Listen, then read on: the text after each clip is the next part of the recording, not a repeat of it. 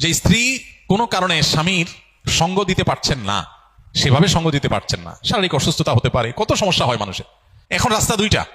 এক হলো এতদিন যে মানুষটা পরম যত্নে আগলে রেখেছেন, সময় দিয়েছেন, সে মানুষটা এখন নানা কারণে অসুস্থতার কারণে তিনি অপারগ হয়ে গেছেন।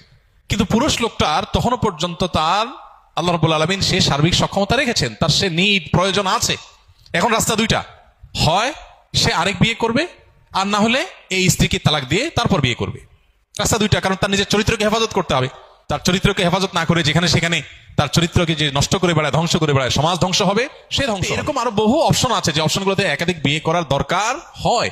আল্লাহ রাব্বুল আলামিন যা বিধান হিসাবে দিয়েছেন তা আমাদের জন্য কল্যাণকর, আমাদের বুঝে আসুক চাই না। একাধিক বিয়ের ঘটনা গ্রামে গঞ্জে শহরে অহরহ হয়েছে। অনেক বড় বড় গুরুত্বপূর্ণ ব্যক্তি, দুনিয়াদার ব্যক্তি, সাধারণ শিক্ষিত মানুষজন তাদের মধ্যে ব্যাপকভাবে বা অনেক বেশি পরিমাণে ছিল।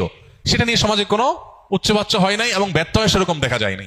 এখন একাধিক বিয়ে করে একজন স্ত্রীকে নিয়ে পড়ে থাকা, আরেকজনের খোঁজখবর না নেওয়া, এরকম বৈষম্যমূলক অনাচার যেরকম হচ্ছে, এটা যেমন সত্য, আবার এটাকে কালার করার জন্য তিলরে তাল বানিয়ে রংচং মেখে এটাকে প্রচার করার একটা অপচেষ্টাও আছে। আবারও বলছি, একাধিক বিয়েটাকে শুধুমাত্র ছেলে খেলা তামাশা, নিজের শুধুমাত্র মনের খায়েশ পূরণ করার একটা অস্ত্রে পরিণত করে দিনের বিধানকে, শরিয়ার বিধানকে যেন হাস্যকর বিষয়ে পরিণত না করি।